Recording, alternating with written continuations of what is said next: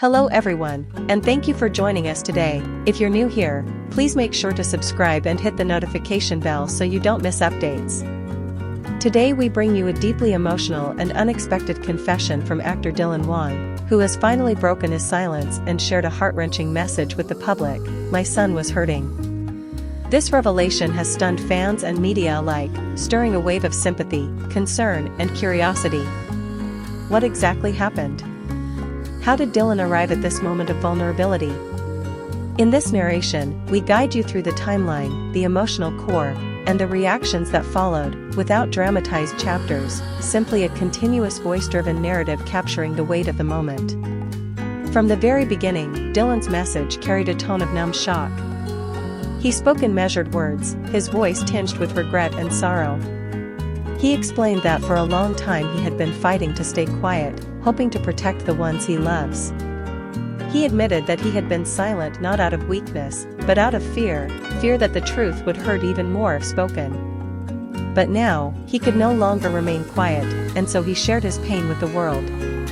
He went on to say that his son, his own child, had been suffering, though he did not immediately specify the nature or source of that suffering. He repeated over and over, "My son was hurting. He was in pain. He cried, he faltered, he needed help." The actor's words struck with the force of someone who has watched a loved one suffer and felt helpless in the face of it. The message resonated deeply because it echoed a universal fear, that those we care about silently hurt beneath our watch. As the words poured out, Dylan's tone alternated between confession and explanation. He recalled late nights of sleepless vigil, pacing back and forth, wrestling with guilt that perhaps he had not noticed sooner.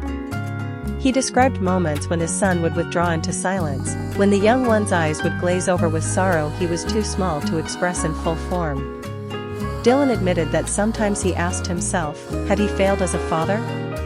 Had his own choices or neglect contributed to this hidden suffering?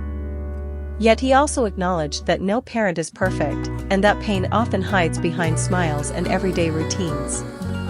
He implored his listeners to see beyond facades. He asked the public not to rush to judgment, not to leap to sensational conclusions, because what they were seeing now, this fragile confession, was the culmination of months or perhaps years of internal struggle. He shared that for a long time he masked the signs with laughter or silence. He tried to carry on, to shield his child and protect him from public intrusion. He didn't want the headlines, the gossip, or the invasive speculation. But his restraint grew harder to uphold. The weight of secrecy became heavier, until finally he could no longer bear it. Slowly, a collective empathy formed around this disclosure, not just for Dylan and his son, but for the experience of grief, of hidden struggle, of familial bonds tested by suffering. Many viewers commented that they would never see Dylan the same way again, the strong, polished celebrity image now fused with humility, with parental heartbreak, with raw humanity. In the days that followed, media outlets attempted to dig deeper, but many respect boundaries. Some interviews emerged, in which Dylan expressed willingness to speak more when the time was right, but also cautioned that he needed to protect his child. He said that as a father, his first responsibility is to his son's healing and safety, nothing else comes before that. Interestingly, in these later remarks, Dylan spoke about hope. He said he believes in recovery, in the possibility of redemption and restoration. He said that pain need not define the future, and that silence should not always be the shield. He expressed a desire to build bridges, to seek help, to listen, and to heal together. He acknowledged that going public with his pain is itself a step toward letting go of isolation. For fans and observers, Dylan's message became a turning point. It served as a reminder that behind the glamour, behind the public persona, celebrities too experience heartbreak, guilt, uncertainty. It underscored how often suffering remains hidden behind social media highlights and curated images. Dylan's confession challenged us: do we reach out when someone we know is struggling? Do we listen when pain is unvoiced? Do we respond to silence with kindness, not judgment? By breaking his silence, Dylan invited us into a shared space of vulnerability. He showed us that speaking the unspeakable can open the door to healing.